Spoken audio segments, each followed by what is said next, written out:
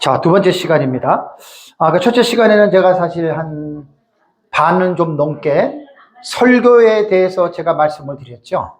설교에 대해서 말씀을 드렸는데, 저도 설교학을 전공한 사람은 아니에요. 근데 이제 설교를 한 35년 동안 목회를 하면서, 설교를 하면서, 그냥 제 나름대로 그냥 간단하게 그냥 썸머리를 한 거예요. 원래 이 설교학을 하면 깊은 건데, 제가 다 그런 실력은 안 되고, 그냥 제 나름대로 설교를 하면서 중요한 부분들을 잠깐 말씀드리고, 이제 18장을 이제 이번 공부를 하는데, 오전에 제가 첫 번째 시간에 형식상 구조와 내용상 구조, 이거는 어떤 성경이든지 간에 그렇게들 보셔야 돼요. 성경을 무조건 읽지 마세요.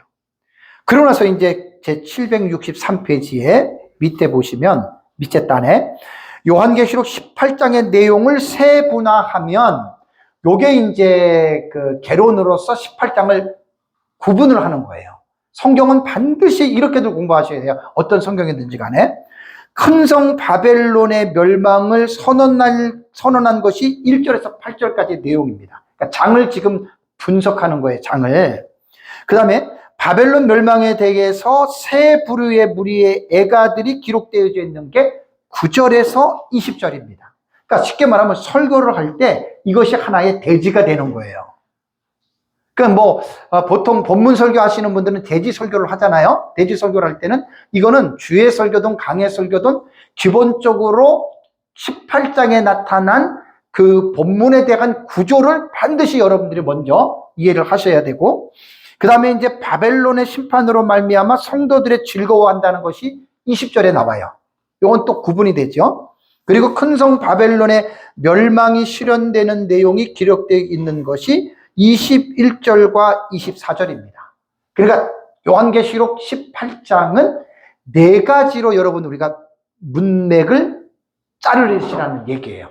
이렇게, 그러니까 이거는 계시록뿐만이 아니에요. 창세기든 시편이든 민수기든 성경을 무조건 읽지 마시고, 그래서 여러분들이 가지고 있는 주석서들을 보면은 반드시 주석서들의 장에 대한 개요가 나오죠. 개요 꼭 보세요. 그리고 여러분들이 그 주석에 나타난 개요를 보면서 내가 보는 것과 다를 수 있어요. 그건 여러분들이 하세요. 여러분들이 보는 쪽을 하세요. 그러나 무지하게는 하지 마세요. 무조건 내 멋대로는 하지 마시라는 얘기예요. 기본적으로 세계적인, 왜 목사는요 교수를 존경해야 됩니다. 교수는 목사의 선생입니다. 죽을 때까지 선생입니다. 그래서 교수님들을 존경해 주셔야 돼요. 그래야지 목사가 계속해서, 목사는 공부하는 사람들이잖아요. 목사님들 공부 안 하시면 안 돼요. 계속 공부를 하셔야 돼요, 성경을. 그래야지 목사님들의 설교가 깊어지고 넓어지고 길어지고 높아질 수 있는 거예요. 그러고 나서 이제 요한계시록 18장은 제 책을 그대로 하는 겁니다. 요한계시록 18장은 문학적인 유용으로 볼 때 이거는 심판의 노래로 알려져 있습니다. 참 기가 막힙니다. 여러분 18장을 다 읽어보셔도 알겠지만 이 심판의 노래예요, 노래. 노래 형식이라는 말이에요. 그러니까 시적으로 볼 때 막 끔찍하지요. 그죠? 그러니까 어떤 애가의 성격도 있겠지만 심판에 대한 끔찍한 어떤 그러한 의미를 가지고 이런 것들이 이제 기록이 되어져 있습니다. 그래서 요한계시록 18장은요, 계시록 전체를 통해서 운율이 가장 아름다운 시적이면서 장엄한 심판적인 노래로 알려져 있다. 자, 이걸 누가 했겠어요? 주석가들이 정리해 놓은 거예요. 그러니까 우리 실력으로는 이렇게 보기가 힘들어요, 사실은. 그래서 목사들의 선생인 교수들의, 학자들의 책을 우리는 보고 공부를 하고 우리들의 부족한 지식의 범주를 넓혀가세요. 어떤 목사님들, 이 무식한 이런 목사님들이 있어요. 신학이 뭔 필요 있냐? 주석이 뭔 필요 있냐? 그냥 내가 읽고 기도하고 깨달아라. 그 목사님 위험한 목사님입니다. 그런 목사님 사귀지 마세요. 설교 안 들어가도 뻔해요. 다 설교하면 지소리 얘기합니다. 지소리. 아주 알레고리칼한, 아주 야리꾸리한 설교를 하는 사람들이 그런 사람들. 선생이 왜 없을까? 목사의 선생은 교수고 학자입니다, 여러분. 그래서 책들을 많이 여러분들이 보셔야 돼요. 책들을. 그래서 요한계시록 18장에 기록된 이 세상인 큰 성 바벨론의 멸망은 쭉 여러분들이 읽어보시면 이 세상의 정치적, 경제적인 권세자들에게 큰 슬픔을 안겨줍니다. 이건 이제 읽어본 사람들이 아는 거예요. 결국 이 세상의 사람들이 추구하면서 살았던 부와 물질 문명과 화려함, 돈, 명예, 모든 것들이 결론은 아무것도 아닙니다. 왜? 다 불에 타잖아요. 전부 다 불에 타잖아요. 어떻게 보면 여러분 요한계시록 18장은 이 세상에 대한 심판이거든요. 이게 계시록에 5번 나와요. 세상에 대한 심판이. 너무 중요한 내용입니다. 여러분 지금 이게. 그래서 성경을 적당히 읽지 마세요. 하나하나를 정확하게, 이게 주해 설교를 하시는 분들은 절대 성경 그냥 못 넘어가요. 단어 하나하나를 깊이 있게 해석을 하고, 그러니까 이제 원문은 모르셔도 우리말 성경이라도 그렇게들 훈련을 하세요. 목사님들. 그럼 설교가 훨씬 넓어지고 깊어집니다. 성경 읽고 다른 얘기할 시간이 어디 있어요? 주의 설교는 다른 얘기할 시간이 없어요. 한 단어 설교하는데도 1시간, 2시간씩도 가고. 그래서 결국은 요한계시록 18장을 보면 큰 성 바벨론이 무너진다. 큰 성 바벨론은 이 세상을 비유한 거예요. 이 세상이 불심판으로 타는데 불로 탈 때는 아무것도 소용도 없고 필요도 없습니다. 이게 엄청나게 중요한 장이에요. 세상 심판이라는 게. 오전에도 잠깐 말씀을 드렸지만 주의 설교는요, 성경에 그냥 읽고 넘어가는 게 아니에요.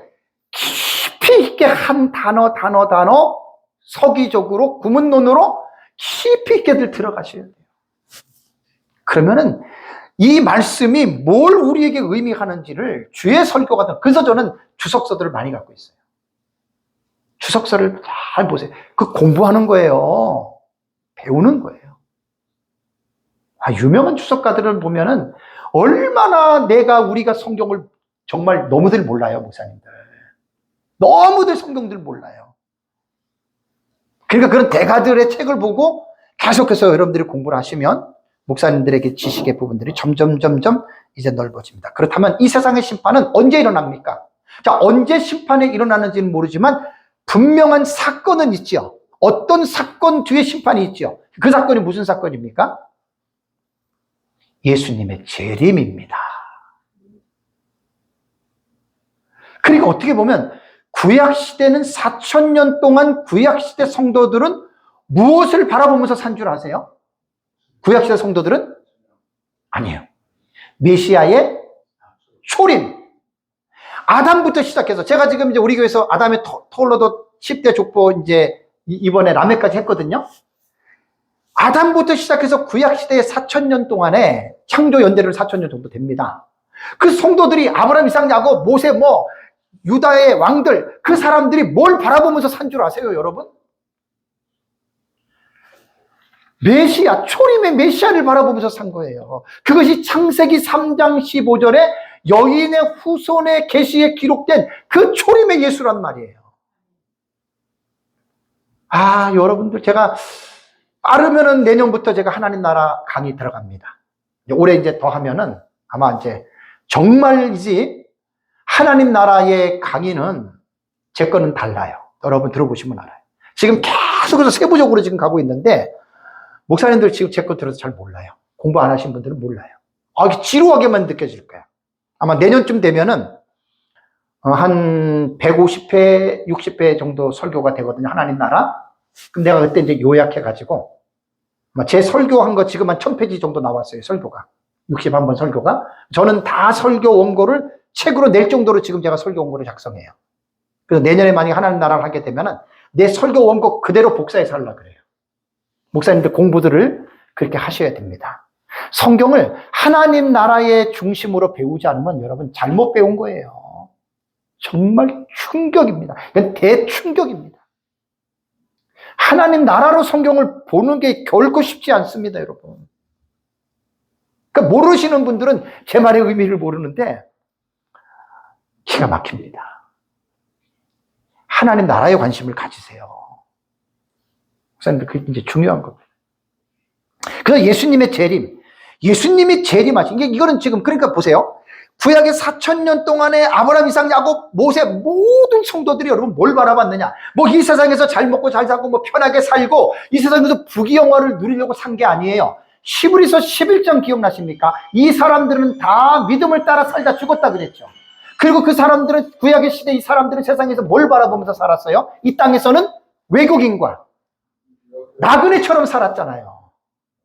그리고 그 이 땅에서 믿음으로 산 사람들은 하늘에 있는 이 세상보다 더 나은 본향인 하늘에 있는 한 성을 바라보면서 살았죠.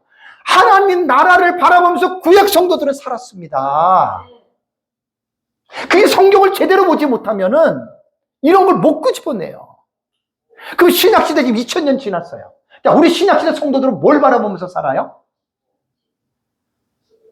Jesus Christ Second Coming이에요. 예수 그리스도의 재림을 바라보는 거예요.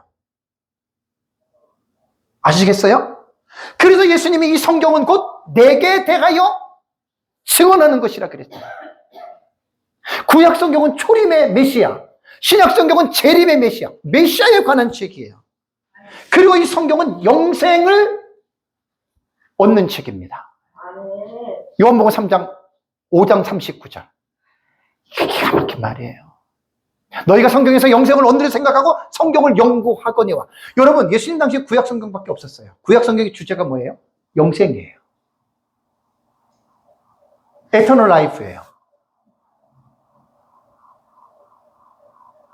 아이오니오스 조에 두 단어예요. 형용사와 명사예요. 영원한 생명이에요. 그러면 영원한 생명이 어디서 누립니까? 천국에서 누리죠.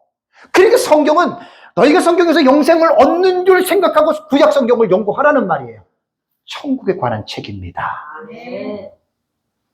안타까운 건 너무나 많은 분들이 이런 공부를 안 하신 분들은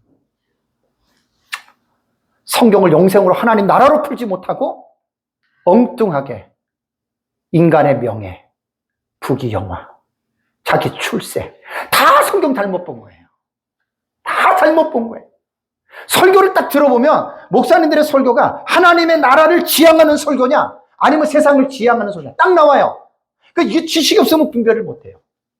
고린도서 3장 1절에 그러므로 너희가 그리스도와 함께 다시 살리심을 받았다면 위의 것을 바라보라 그랬죠. 땅의 것을 생각하지 말라 그랬죠. 위의 것을 찾으라 그랬죠. 여러분, 목사님들의 설교가 하나님의 나라를 향하는 설교를 하셔야지. 목사들이 하나님의 나라를 모르니까 세상적인 설교만 하잖아요. 강단에서 이렇게 믿었더니 복 받아가지고 잘 먹고 잘 살았다고. 기복주의. 그러니까 제가 그러잖아요. 성도 아무리 모여도 그 목사님은 성경을 모르고 목회한 거예요. 충격적인 얘기 또 할게요. 21년 전에 제가 공부할 때 김성일 목사님이 미국에서 합동측 교회 목사님 2, 3천 명이면 대형 교회죠? 목사님 박사학위까지 받았어요. 은퇴하고 중국에서 선교하러 갔는데 제가 배운 김성일 목사님 강의를 한 주간을 들었어요. 그리고 끝나고 그 목사님한테 김 목사 선배예요. 큰일 났다. 왜요? 그랬더니 나 여태까지 잘못 가르쳤다 그러는 거예요. 합동측이면은 그냥 일반 목사님 똑같이 했어요. 잘못 가르쳤는 말이 이상하게 가르친 게 아니에요. 똑같이 그냥 한 거예요. 왜 그분이 깨달았냐면 한 주간 동안 집중적으로 하나님의 나라를 창세부터 듣다 보니까 성경이 말하는 건 하나님의 나라를 말하는 거지 이 땅을 보고 말한 게 아니란 말이에요. 그래서 성경을 그렇게 공부를 안 하면 몰라요. 21년 전에 공부를 하고 충격을 받아서 그때부터 제가 성경을 연구했는데 감사하게도 내가 하나님의 나라는 읽지 않고 지금까지 오던 거예요. 그래서 이번에는 내가 마지막 이제 총 정리한다 설교를. 그동안 연구했던 거 총 정리한다. 엄청나게 광범위합니다 사실. 이건 뭐 제가 남 들으라고 하는 게 아니라 내 사명으로 생각하고 전 연구를 하는 거예요. 그래서 하나님의 나라가 아니면 다 틀린 거예요. 다 틀린 거예요. 그래서 목사님들이 설교가 뭡니까? 하나님 나라 드러내는 거예요. 목사님들 설교 속에서 하나님의 나라라고 하는 용어가 얼마나 나옵니까? 충격입니다. 충격. 거의 하나님의 나라 용어 안 나옵니다. 토픽만 있고 콘텐츠가 없어서 그래요. 토픽만 있고. 왜? 공부를 안 하니까 뭘 알아요? 맨날 뭐 구속사니 언약 신약이니 뭐 청교도니 이런 얘기는 많이 하는데 그게 다 하나님의 나라를 지향해야 돼요. 제가 하나님 나라 시리즈 4번째 설교가 이번 주 설교를 잘 들어보시면 알아요. 모든 교파와 모든 신학은 하나님의 나라를 드러내야 된다. 그때 제가 그 흐름을 말씀을 드렸어요. 4번째 시간에 하나님 나라 시리즈 4번째 시간. 어떤 신학이든 어떤 교파든 하나님의 나라를 드러내지 않으면 그 잘못된 거예요. 그만큼 성경은 하나님의 나라로 풀어가셔야 된다 그 말이에요. 하나님의 나라를 공부를 안 하는 사람은 몰라요. 이게 정말 내가 가슴이 아파서 정말 기가 막힙니다. 그리고 자기 설교 되게 잘하는 것처럼 착각을 해요. 설교를 들어보면 하나님의 나라가 없어. 이삭이 땅에서 농사에서 100배의 결실을 받았다. 30배, 60배, 100배의 복을 받았다. 그러면서 여러분들 다 섬기면 이런 복을 받는다, 복을 받는다. 여러분, 히브리서 11장에 이 사람들은 다 땅에서 믿음을 따라 살다 죽었죠. 외국인과 나그네처럼 살았어요. 그 말의 의미들을 모르잖아요. 그래서 심판은 계시록 18장에 나타난 하나님의 심판은 예수님의 재림을 통해서 이 심판이 이루어진다. 놀라운 일입니다. 이것 기억하고 예수를 믿으셔야 됩니다. 그렇다면 왜 세상이 하나님의 심판, 불심판을 받느냐 그것도. 17장 공부할 때 말씀을 드렸잖아요. 온 세상이 음녀의 금잔에 담긴 붉은 포도주를 먹고 전부 다 세상 사람들 어떻게 해요? 취해 보였어요. 영적으로 보셔야 돼요. 제 책에 이제 다음 시간에 765페이지 보면은 큰성 바벨론이 멸망한 이유를 3가지로 영적인 현상과 종교적인 현상과 사회적 현상을 성경이 말하는 거예요. 그 18장 이전에 나오는 거예요. 그걸 제가 3분할을 딱 잘라놓은 거예요. 요게 설교 제목이 딱 돼야 돼요. 세상이 왜 멸망했습니까? 영적인 현상, 종교적인 현상, 그 다음에 사회적인 현상. 18장 2절이 그걸 말하는 거예요. 그러니까 제가 주의 설교를 하다 보니까 물론 본문 설교 하시는 분들도 강해 설교 하시는 분들도 깊이 있게 본문을 사실 나누기는 나눠요. 여기에 이제 주의 설교는 뭐가 들어가야 되냐면 원어가 들어가야 돼요. 원문이 들어가면 아까 우리 장로님도 말했지만 그냥 뭐 히브리 헬라어 원문 읽고 그냥 뜻 설명하고 그거는 사실 별 의미가 없어요. 장로님 아까 그러시더라고요. 별 재미가 없다고 이렇게 공부하는데. 구문론을 공부하셔야 돼요. 구문론. 원문 서기가 들어가야 돼요. 그러니까 제가 그 흉내 좀 내잖아요. 제 책에 그 흉내를 좀 내놨어요. 그러니까 성경 전체를 그렇게 본다고 생각해 보세요. 얼마나 성경이 깊이 있게 보이는지.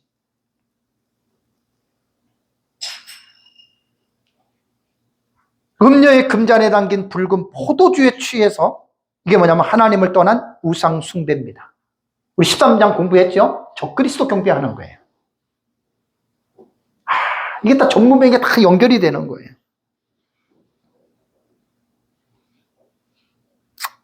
자, 그러면 1절을 보겠습니다. 1절.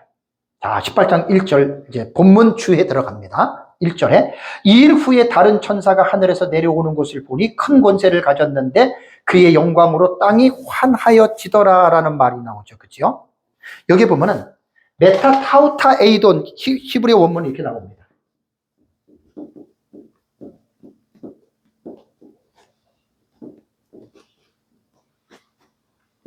메타타우타 에이돈 이렇게 나와요.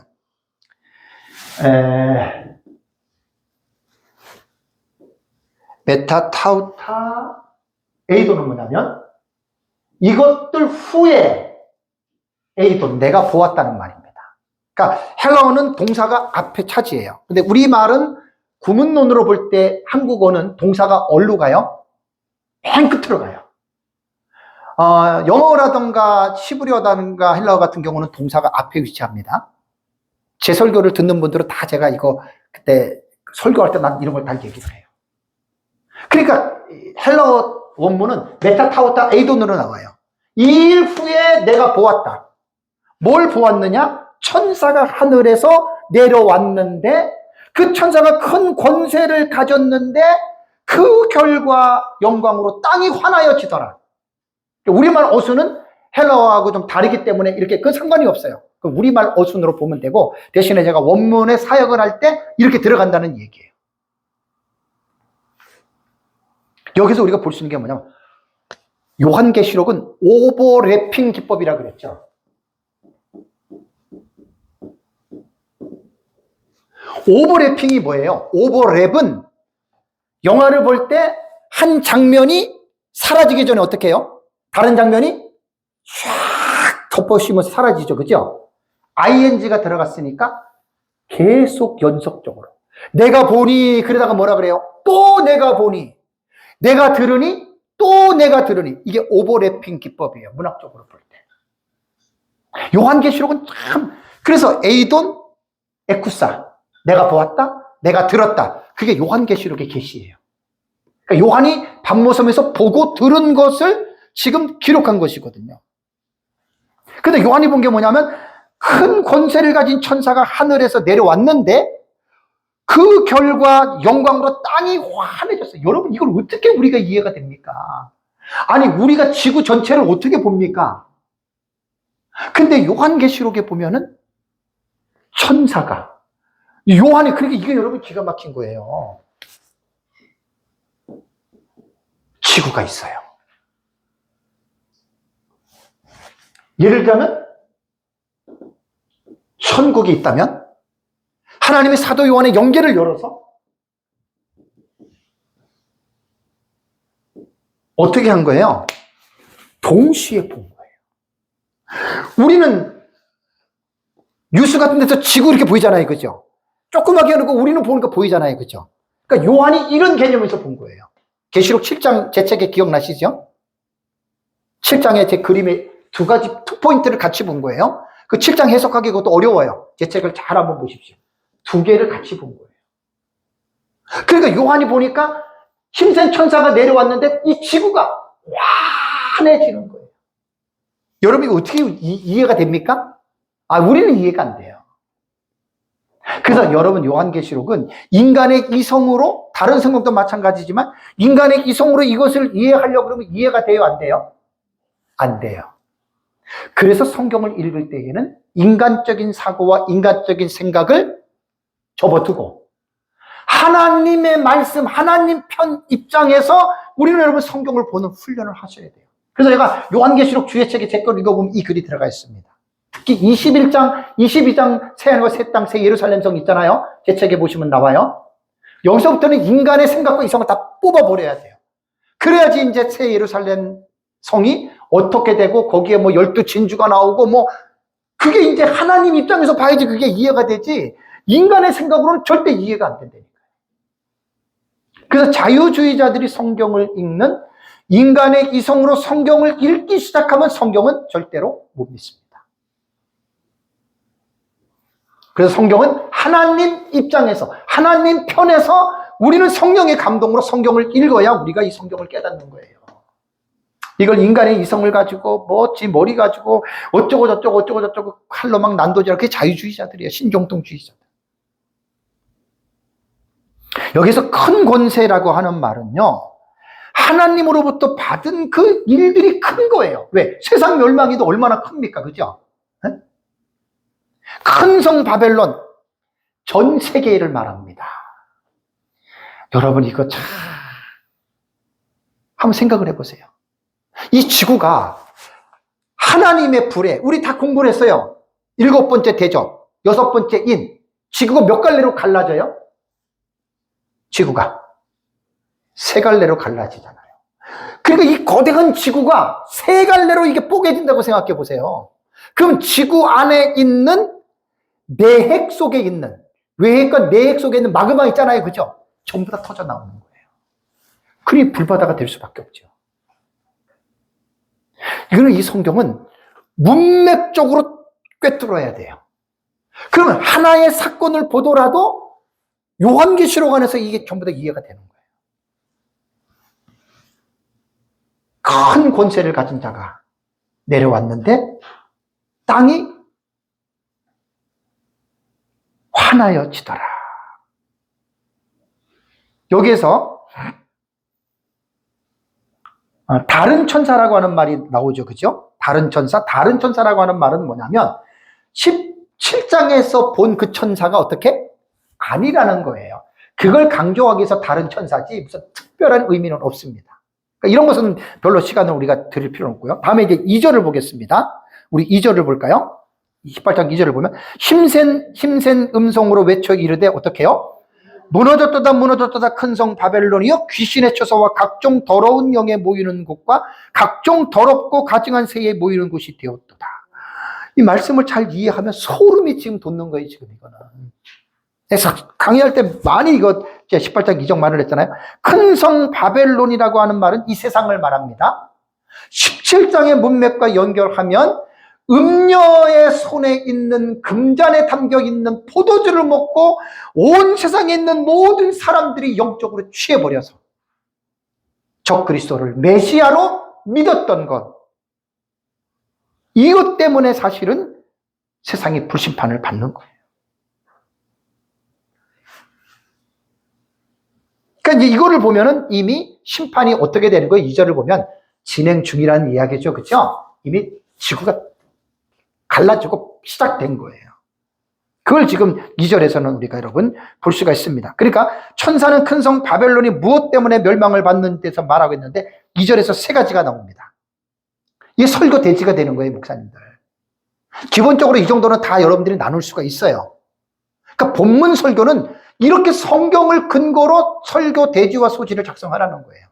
물론 내러티브 형식으로 설교하시는 분들은 첫째, 둘째, 셋째 그게 없어요. 그것도 괜찮아요. 상관없어요. 뭐 본문을 가르든 말든 그건 목사님들 자유로 하되 단 성경의 본문에 나타난 의미는 빼놓지 마시라는 얘기예요. 딱 세 가지로 갈라지면 세상이 뭐 때문에요?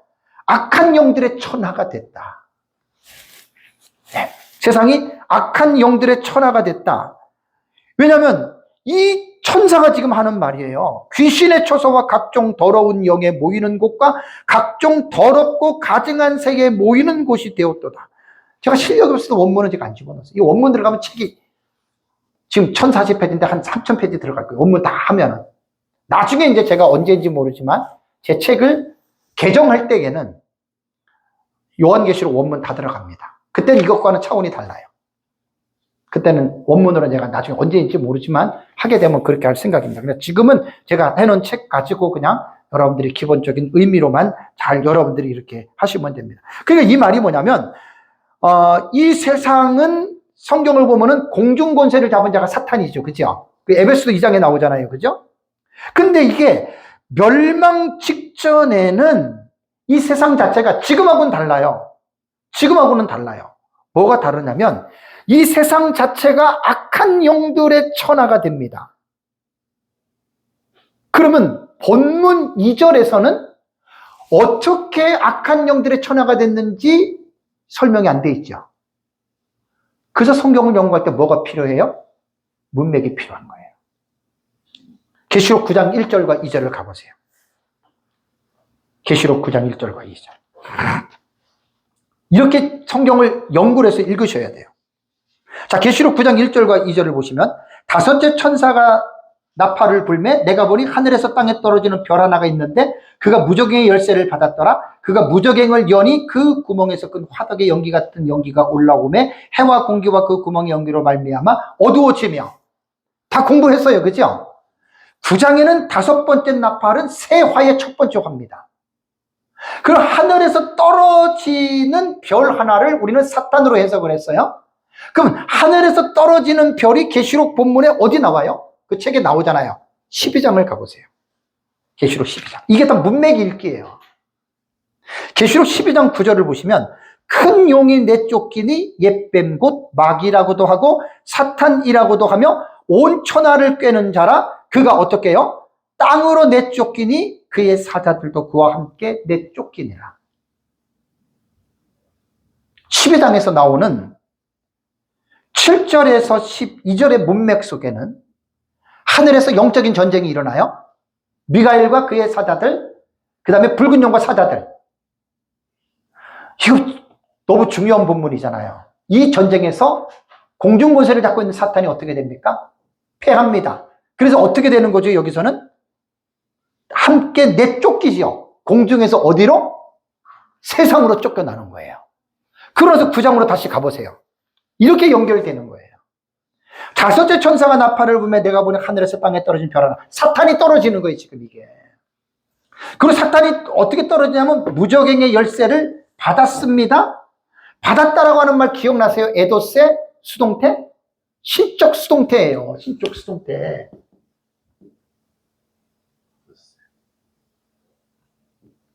이건가요? 에도세. 이게 신적 수동태예요. 그러니까 신적 수동태라고 하는 말은 뭐냐면 9장 1절을 보면은 주어가 나옵니까? 안 나옵니까? 주어가 나와요? 안 나와요? 안 나오잖아요. 그래서 원어가 이렇게 중요한 거예요. 주어가 안 나올 때 동사가 수동태 에도세 나오면 헬라어 학자들이 이것은 무슨 수동태? 신적 수동태입니다. 주어가 하나님이라는 말이에요. 제 책에 보면 이런 것까지는 내가 집어넣었어요. 이 신적 수동태예요. 그러니까 하나님의 섭리와 하나님의 허락 가운데에 사탄이 떨어졌기 때문에 무적행 열쇠를 하나님이 준 거예요. 왜? 열라고. 다시 18장 2절을 볼까요? 그냥 읽어서는 모르는데 다시 18장 2절을 보세요. 힘센 음성으로 외쳐 이르되 무너졌도다 무너졌도다 큰 성 바벨론이여 귀신의 처소와 각종 더러운 영에 모이는 곳과 각종 더럽고 가증한 새에 모이는 곳이 되었도다. 이해되시나요? 처음에 읽을 때는 잘 몰랐죠. 그죠? 그죠? 근데 전후 문맥을 가지고 읽다가 보니까 이렇게 된 배경이 어떻게 해요? 9장 1절에서 제가 아까 설명을 안 했지만 땅에 무적행을 여니까 연기가 올라오죠. 귀신들이 올라온 거예요. 종말론을 공부하는 사람들은 이것 좀 처음 들을 거예요. 여러분, 지옥이 있고 무적행이 있어요? 달라요? 무적행에 귀신들이 있어요, 없어요? 있어요. 지옥에 있어요, 없어요? 있어요. 무적행은 뭐지요? 악한 영들의 심판을 받는 감옥이에요. 그래서 예수님 사역 때에 귀신들이 예수님에게 살살 빌지요. 제발 우리를 무적행에 집어넣지 말라고. 지금 무적행은 잠겨 있어요. 근데 이 무적행이 열린다는 말이에요. 언제? 첫째 화인 5번째 나팔이 불릴 때 공중에서 떨어지는 사탄은 12장 9절에서 미가엘과 군대에게 패하잖아요. 그죠? 이 하나님의 섭리예요. 그래서 하나님이 떨어질 때 9장을 보니까 1절에 보니까 하나님이 무적행 열쇠를 줘. 이게 신적 수동태예요. 하나님에 의해서 사탄이 떨어져서 무적행을 여니까 무적행에서 뭐가 내려와요? 올라와요? 온갖 귀신들이 갇혀있는 귀신들이 드글드글 올라오죠. 자, 공중에 있는 사탄과 귀신들이 어떻게 해요? 세상으로 어떻게 해요? 내려오죠. 그러니까 18장 2절이 이해가 되는 거예요. 귀신의 처소와 각종 더러운 영에 모이는 곳과 각종 더럽고 가증한 새에 모이는 곳이 되었다. 여러분 이거 생각해 보세요. 섬찟합니다. 섬찟합니다. 인류 바벨론 종말의 사회는요, 완전히 귀신의 사회가 됩니다. 첫째 화가, 우리는 공부를 했잖아요. 첫째 화가 황충화잖아요. 후반부에 5개월 전에 일어나는 화잖아요. 이때부터 귀신 천하가 시작돼요. 섬찟합니다. 그러면 요한계시록을 뭐 이런 전체적인 구도도 없고 구조도 모르고 무조건 막 첫째 화는 보고 둘째 화는 보고 막 흰말은 보고 이런 사람들은요 계시록의 깊이를 몰라요. 절대 몰라요.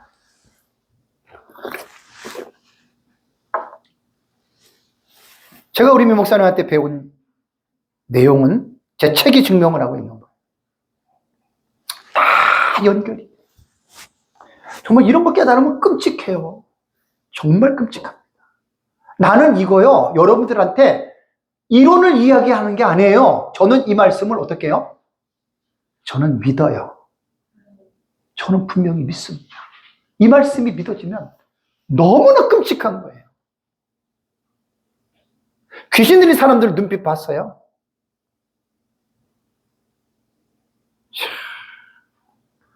완전히 사람들 자체가요, 이때부터는요, 완전히 귀신에게 붙잡힌 사람들이에요.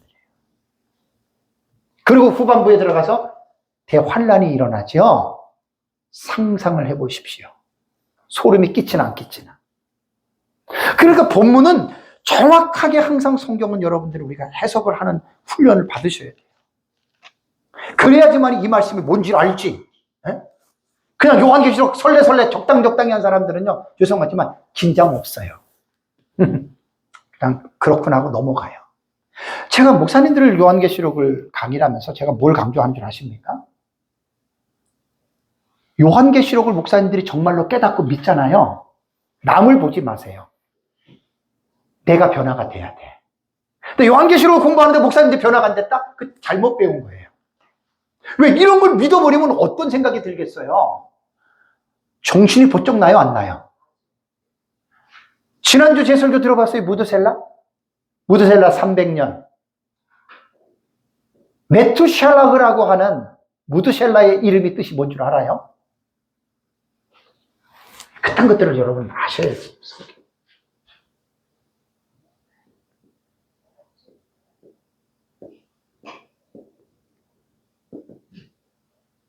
메투 이렇게 될게요. 메투샬라. 마트라고 하는 말은 죽음의 의미가 있고 셜라우는 보내다예요. 하나님이 에녹이 65세에 무드셀라를 낳고 이름을 죽음을 보내다로 이름을 진 거예요. 제가 37년 전에 원어 공부할 때 김성기 목사님한테 배운 게 지금도 아주 엄청난 내용이에요. 그 무드셀라가 왜 65세에 에녹이 65세에 무드셀라를 낳고 왜 정신을 바짝 차리고 300년 동안 하나님과 쭉 동행한 줄 아세요? 아들의 이름을 질 때 딱 해답이 나오는 거예요. 그리고 무드셀라가 죽던 그 해에 홍수가 딱 일어납니다. 이런 거 보면 막 가슴이 떨려요. 여러분 성경을 읽으면서 성경을 제대로 깨달으면 막 가슴이 떨려야 된다. 그 떨리는 마음을 가지고 하는 설교가 힘이 있는 거예요. 맹숭맹숭한 것 가지고 설교하는 거 무슨 힘이 있겠습니까? 에녹이 갑자기 65세 때에 왜 정신을 차리고 300년 동안을 하나님과 할라크 동행했어요? 하나님으로부터 진짜 계시를 받은 게 분명해요. 제가 이 주석은 37년부터 한 20개, 한 20, 30권을 제가 봤어요. 근데 무투샬라라고 하는 말은 창을 던지는 자로 해석하는 사람도 있어요. 마트는 사람이고 셜라우는 투창자, 창을 던지는 사람. 딱 두 가지 해석이 유력한데 지난주 제 설교를 들어본 사람은 제가 죽음을 보내다. 그게 맞습니다. 마지막 때도 여러분 성도들이요. 여러분 예수님 재림을 믿습니까? 말로는 다 믿는다 그러죠. 근데 삶을 보면 알아요. 정말 예수님의 재림을 믿는 사람들은 삶이 에녹처럼 하나님과 동행하게 돼 있어요. 뭐 예수님의 재림이 여러분 상상입니까? 가설입니까? 그래 요한계시록을 지식으로 배우잖아요. 재미있어요 진짜. 너무 재미있어요. 그렇게 배우면 안 돼요. 믿음으로 배우고 삶으로 배워야 돼요. 목사가 긴장하지 않고 성도들에게 설교하는 거는 힘이 없어요. 제 말 틀리지 않습니다. 내가 믿어지지 않는데 성도들에게 믿으라고 하면 그건 이율배반적이에요. 안 믿어요 성도들. 내가 예수님의 재림을 학수고대하고 기다리는 목사라면 삶이 다를 수밖에 없잖아요. 그렇죠? 그리고 그 목사님의 다른 삶을 통해서 성도들이 그 메시지를 듣고 아멘하는 거지.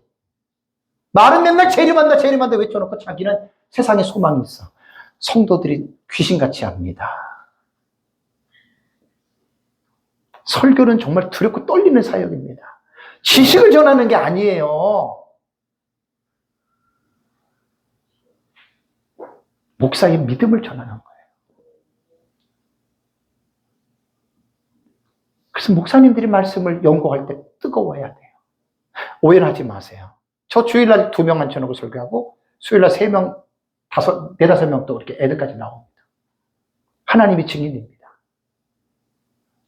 한 주 내내 설교 준비하고요. 딱 주일날 교회 나갈 때 나도 웃어요. 아이고 성도도 없는데 나는 기대가 돼요. 설교하는 게 거짓말 아닙니다. 그렇게 지금까지 하고 있습니다. 오늘 내 설교에 기대가 된다고요.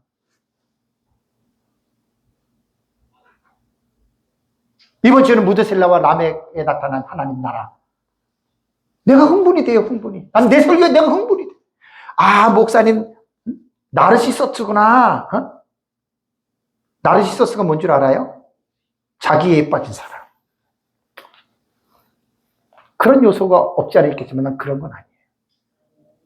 그리고 오전 예배하고 오후 예배 설교를 딱 찍고 집에 와서 유튜브 올리고 그러면 일단은 잠시 마음이 편해져요. 나는 그 믿고 전한 거예요. 믿고. 그 목사님들의 그 설교를 할 때 목사님들의 마음이 뜨거워지시기 바랍니다. 그 말씀에 대해서 본문에 대해서 내가 뜨거워지지 않고 무슨 강대상에서 뭐 쇼지 쇼. 네? 뭐 성도들한테 쇼하는 거잖아요. 목사님들이 말씀을 전하면서 몇 명이 듣든 상관이 없어요. 그냥 그 말씀에 목사님들이 성령에 감동이 되고 뜨거워야 돼요. 그리고 외칠 때에 몇 명이 듣든 상관없다니까요. 에녹이 왜 65세에 무드셀라를 낳고 왜 정신 차리고 300년을 하나니까 히트 할라크. 그 중간 강조형이에요. 히트 할라크가. 왜 에녹이 65세에 무드셀라를 낳고 왜 그렇게 정신 차리고 앞만 보고 하나님과 살아간 줄 아세요? 이 자식이 죽을 때 이 세상이 심판을 받는다는 계시를 받은 거예요. 주석에 나옵니다. 찾아보세요. 내가 20, 30권 주석을 35년 전부터 본 거예요, 지금 이건. 목회자들이 설교가 직업적인 설교꾼들이 많아요. 그런 설교에는 하나님의 성령 역사가 안 나타납니다. 그런 설교를 가지고 성도들 절대로 변하지 않습니다. 설교를 전하는 목사가 뜨거우면 당연히 성도도 뜨거워지는 거예요. 목사가 헌신하면 성도들이 그 헌신된 메시지를 듣고 헌신합니다. 근데 목사가 직업적이고 목사가 띠뜻미지하게 설교를 하면 그 설교에서 성도들을 기대하지 마세요. 그냥 종교인으로만 끝납니다. 종교인으로만.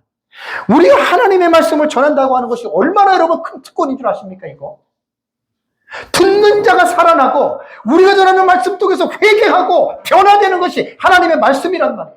근데 이 하나님의 말씀을 전하는데 맹숭맹숭하게 전해서 그게 되겠냔 말이에요. 뭐 교리 공부하고 뭐 신학 공부하고 뭐 청교도 공부하고 아무리 외쳐보셔요. 거기에 무슨 능력이 있나? 전하는 말씀에 설교자가 뜨거워야 돼요. 아멘. 설교자가 뜨겁고 듣든지 안 듣든지 상관없어요. 몇 명이든지 간에. 외쳐보세요. 내가 뜨거워지면 설교 잘한 거예요. 아멘. 저는 근학으로 살아요, 지금까지. 아멘. 제가 하는 설교는 사실 책으로 나오는 거기 때문에 나는 그 작업을 하고 있는 거예요, 지금.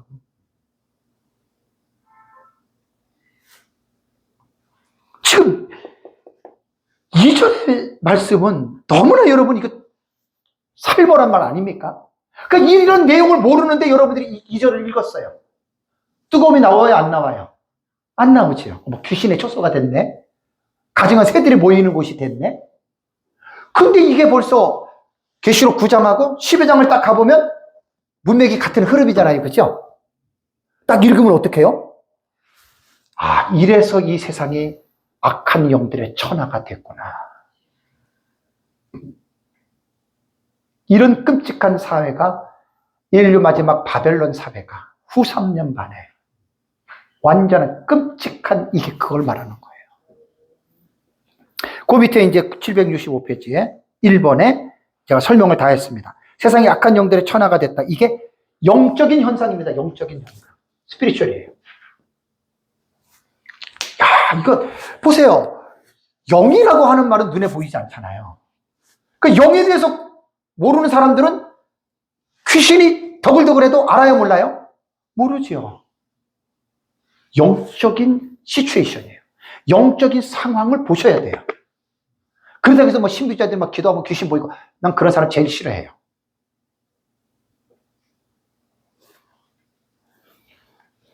그래서 제 책에 다 있는 말입니다. 제가 여러분 이 책을 쓸 때 지금 1400페이지 되거든요. 이게 그냥 쓴 게 아니에요. 하나하나 다 여러분들 자세하게 공부를 해보세요. 그냥 제가 쓴 게 아니라고요. 그러니까 설레설레 넘어가는 사람들은 읽어도 이런 감정이 없어요. 저는 이런 감정을 가지고 책을 쓰고 책에다 넣은 거예요.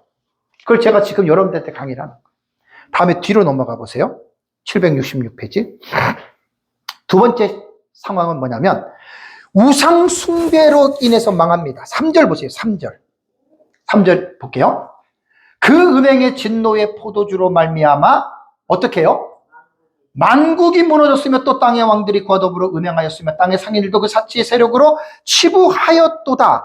큰 성 바벨론이 멸망한 이후의 두 번째는 종교적인 현상이에요. 음행의 진노의 포도주는 음료의 손에 있는 금잔 안에 담겨져 있는 포도주, 변질된 복음입니다. 이단과 사이비들 다 지금 신천지니 그 어머니 하나님, 그게 뭐예요? 하나님의 성회? 아니 뭐죠? 하나님의 교회. 예. 야, 참 불쌍한 사람들.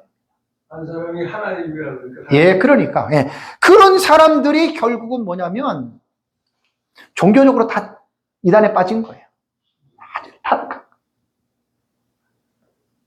그래서 음료의 손에 있는 금잔 안에 가증한 물건, 음행의 더러운 것들, 그게 가득 담겨 있어요. 그럼 음료의 손에 담겨 있는 가증한 물건과 음행의 더러운 것들이 뭐냐?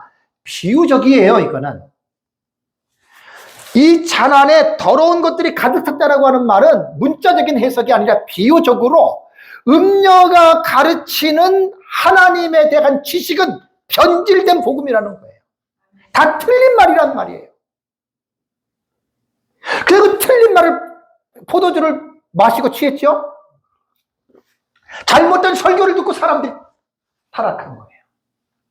그래서 세상이 망했는데 계시록 13장 8절을 보면은 생명책에 이름이 기록되지 아니한 모든 사람은 전부 다 어떻게 돼요? 음료의 포도주를 먹고 취했지요. 그래서 심판받는 거예요. 당위성이 그거예요. 그냥 하나님이 심판하는 게 아니에요. 그래서 이제 마지막 시대에 제가 이건 신학 사상은 몇 번 반복했어요. 최고의 지금 마지막 시대에 가장 두려운 사상이 뭐냐면 종교다원주의예요. 종교다원주의는 모든 종교를 일직선에서 똑같이 봐요. 똑같은 차원에서 봐요. 기독교, 유교, 불교 다 똑같아. 기독교는 그런 종교가 아니잖아요. 그게 아니죠. 기독교만이 참된 진리죠. 그러니까 이제 세상 사람들은 너네 기독교는 니네만 옳으니 맨날 그딴 얘기 하잖아요. 그럴 수밖에 없어요. 왜? 기독교를 창시한 예수님께서 나로 말미암지 않고는 아버지께로 못 들어간다 그랬잖아요. 우리는 예수님의 말을 전하는 사람이지 인간의 말을 전하는 게 아니잖아요. 우리는. 종교다원주의는 모든 종교에 다 구원이 있다. WCC를 통해서 로마 가톨릭이 이미 기독교에 줄을 댄 지가 1948년도에 창립을 했습니다. WCC가. 제가 신학사에 대해서도 11월달 다 했어요. 10월달, 11월달. 그런 것들은 목사님들이 책을 사셔 보셔야 돼요. 다 책에 있는 내용이에요. 책을 못 사시면 제 거를 자꾸만 반복해서 들으시고 정리를 해 놓으세요. 왜냐면 신학 사상은 변하는 게 아니니까. 절대 사상은 변하지 않아요. 그런 부분들을 잘 여러분들이 생각을 해야 됩니다. 자, 계시록 13장 8절 책에 있는 거 보세요. 자, 계시록 13장 8절을 중간에 보시면 죽임을 당한 어린 양의 생명책에 창세 이후로 이름이 기록되지 못하고 이 땅에 사는 자들은 어떻게 해요? 다 그 짐승에게 경배하리라. 여러분 이게 무슨 말인지 아시죠? 다라고 하는 말은 뭐냐면 30억이든 40억이든 50억이든 간에 다입니다. 생명책에 이름이 기록되는 모두 다예요. 젖 먹는 아이부터 다예요. 끔찍한 거예요. 짐승에게 경배한다? 그 13장에 보시면 프로스퀴네오라고 하는 헬라어 단어가 있어요. 프로스퀴네오, 경배하다, 절하다, 예배하다라는 말이에요. 우리는 하나님을 예배하지요. 우리 예수 그리스도를 예배하죠. 성삼위 하나님을 예배하지요. 생명책에 기록되지 않는 사람들은 적 그리스도, 그 사람을 예배하는 거예요. 우상 숭배죠. 종교적 형상이 마지막 때가 이래. 그래서 하나님이 심판하는 거예요, 세상을. 생명책에 이름이 기록되지 아니한 사람들은 어떻게 해요? 다입니다, 다. 한 사람이라도 생명책에 이름이 기록된 자가 기록되지 않는 자가 경배를 안 하면 하나님 심판 안 하세요. 심판할 때는 100%입니다. 이 말씀이 여러분 그러한 의미입니다.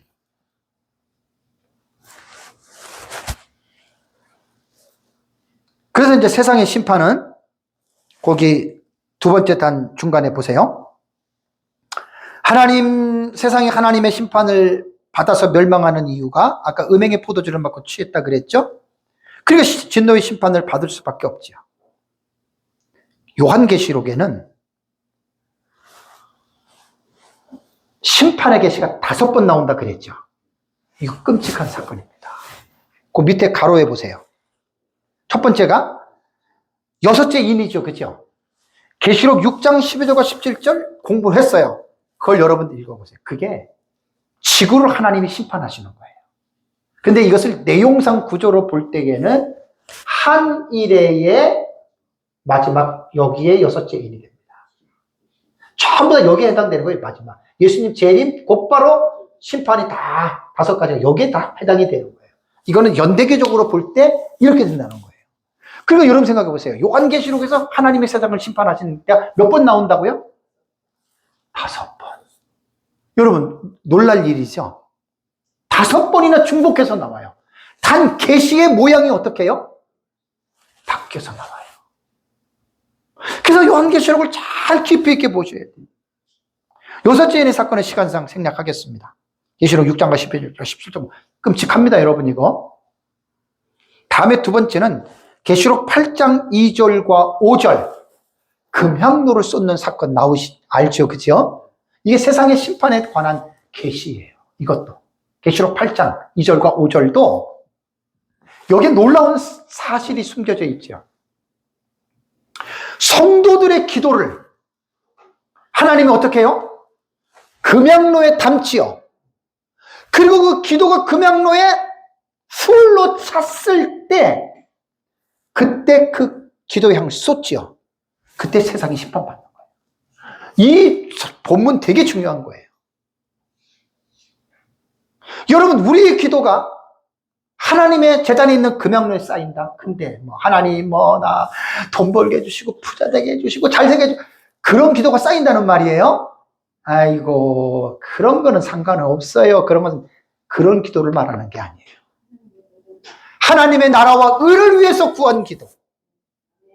그러니까 여러분 우리가 성도들에게 기도를 강조할 때도 밤낮 여러분들 자신을 위해서 기도하는 그 기도를 강조하지 마시고 여러분들이 하나님의 나라와 교회를 위해서 힘있게 여러분들이 탄식하면서 기도하고 눈물로 기도하는 그 기도는 결코 땅에 떨어지지 않는다. 할렐루야. 그렇게 기도에 소망을 불어넣어 주세요. 내가 예수 이름으로 기도했더니 막 그냥 돈복이 떨어져가지고 잘 먹고 잘 살고 이런 것에 허파에 바람을 불어넣지 마시고 내가 하나님의 나라와 교회를 위해서 눈물로 기도하는 그 기도가 하나님이 지금도 천사를 통해서 내 기도를 받으셔서 하나님 나라의 재단에 있는 그 금향로에 하나님이 내 기도를 어떻게 담고 계신다. 아멘. 그럼 성도가 제대로 기도하는 사람이 기도할 마음이 나겠어요? 안 나겠어요? 나지요. 때로는 금식, 때로는 철야, 때로는 산기도. 맨날 철야 금식 강조하지 마세요. 생활은 해야 될 거 아니에요. 나는 기도를 중요성은 알지만 맨날 기도 막 5시간, 7시간 난 그런 사람 나는 별로 안 좋아해요. 우리가 세상에 살면서 세상의 삶을 여러분 절대 무시하지 마시기 바랍니다.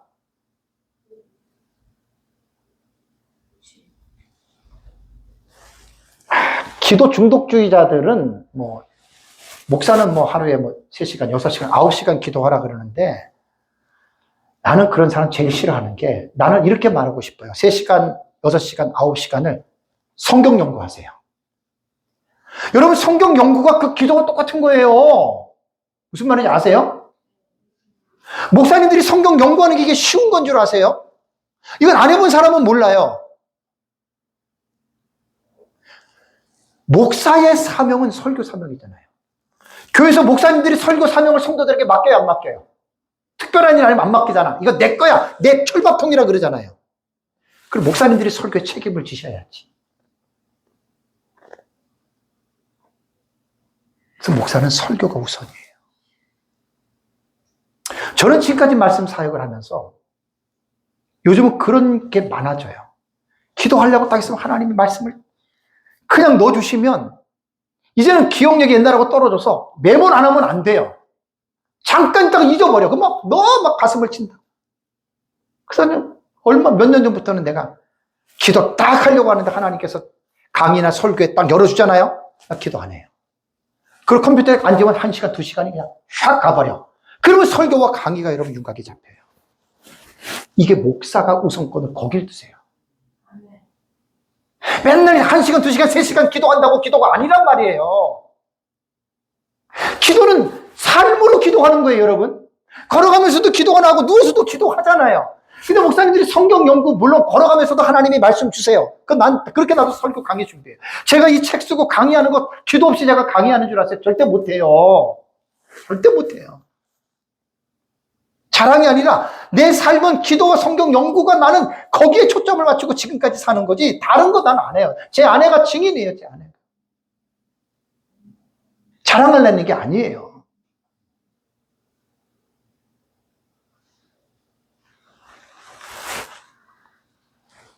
그러니까 금양료를 쏟는 사건 속에서 성도들에게 기도의 소망을 불러일으키시기 바랍니다. 요즘처럼 우리나라가 얼마나 지금 좌파 우파가 얼마나 지금 심각합니까? 하나님 제일 지금 혼돈스러울 거예요. 탄핵이 되게 해달라, 되게 하지 말라. 도대체 하나님 누구 말을 들어요? 그래서 기도는 이렇게 하세요. 하나님의 뜻과 공의가 나타나게 해달라고. 인용이 되든 기각이 되든 내가 인용을 원하고 기각을 원해도 내 뜻이 아니더라도 결과가 이루어지다 하나님 뜻이라면 내 뜻을 버리면 돼요. 고집하지들 마세요. 정치적인 얘기는 너무 지금 민감해서 너무 심각합니다, 우리나라. 그래서 저는 설교 시간에 웬만해서 안 합니다. 기도는 하세요. 하나님의 공의가 나타나도록. 그 다음에 세 번째는 계시록 14장 17절과 20절에 진노의 큰 포도주들 심판이 있죠. 그죠? 이것도 불심판을 말하는 거예요. 본문을 다 여러분 제가 이해를 하니까 정리를 하는 겁니다. 지금 이게. 그 다음에 계시록 16장 17절과 21절이 일곱째 대접 사건. 지구가 세 갈래로 갈라지죠. 땅과 섬이 어떻게 해요? 사라지죠. 물에 잠긴 거예요. 이게 네 번째고, 다섯 번째가 계시록 18장. 지구 멸망을 가장 리얼하게 표현한 것이 18장입니다. 그 지구 멸망할 때 몇 가지 사건을 클로즈업 시켜서 말하는 게 18장입니다. 그래서 요한계시록을 읽으면 야, 이 세상이 멸망하는 것을 하나님이 5번이나 여러분 보통 한 2번 내지 3번 하면은 우리는 많이 했다 그러잖아요. 5번 기록했어요. 그럼 뭘 의미하죠? 그만큼 중요하고 그만큼 확실하다는 의미입니다. 그리고 지구 멸망에 대해서는요, 제 책에도 이제 보면 다 나와요. 구약의 본문으로 돌아가 보세요. 선지자들. 이사야서 같은 경우 땅이 비틀비틀 원두막이 흔들리고 땅이 갈라지고 그게 마지막 때 여러분 7번째 대접에 지구 멸망하는 거예요. 이 문맥적으로 읽으면 성경 전체에 이 지구의 멸망의 계시가 이걸 끄집어내야 되는 거예요. 주제 설교는 이러한 장점이 있습니다. 세상 심판해가지고 한 본문이 아니라 성경의 전체적인 걸 갖고 오는 거예요. 그래서 제가 제 책의 5가지의 이 본문을 여러분들이 연구하시면 구약 성경에 웬만한 거 다 들어가 있어요. 그걸 여러분들이 모아가지고 이건 정말 소리를 지르셔야 돼요. 왜? 세상 사람들은 그래서 이제 18장 이제 뒤에 보시면은 얼마나 많은 땅의 상인들과 땅의 왕들이 뭘 해요? 가슴을 치잖아요. 통곡을 하잖아요. 이 세상에서 돈 벌어가지고 부귀영화를 누리다가 그것이 불에 타는 것을 보고 얼마나 아깝습니까? 얼마나 아깝습니까? 그래서 18장을 여러분들이 잘 이해를 하시면 우리가 하나님 앞에서 정신을 차리지 않을 수가 없습니다, 여러분. 정말 여러분 이거 믿는다면 하나님 앞에서 절대로 정신 안 차릴 수가 없어요. 그래서 제가 또 강조하지만 목사님들이 요한계시록을 진짜로 깨달았다? 목사님들이 변화되면 그 사람은 깨달은 거예요. 목사님들의 삶이 변화되지 않고 요한계시록 계속 공부한다? 깨달은 거 아니에요. 지식으로만 배우는 거예요. 지식으로만. 예레미야가 말씀을 전하지 않으면 자기 마음속에 불이 난다 그랬죠. 그 말씀이 불방망이가 된다 그랬잖아요. 어떻게 여러분이 마지막 심판이나 마지막 때 일어나는 재림의 상황을 어떻게 우리가 허덕거리면서 웃으면서 이 말씀을 받겠어요? 네? 설교자가 이 말씀할 때 뭐 농담으로 하겠어요, 여러분? 사실이잖아요. 사실을 성도들에게 외치는데, 세상의 심판을 외치는데 웃으면서 할 수 있겠어요? 네? 믿음으로 여러분들이 정말 세상의 심판을 믿음으로 성도들에게 설교한다면 성도들이 그 설교를 듣고 웃을 수가 있겠냐고요? 오금이 저려야지요, 오금이. 오금이 바싹 저려야지요.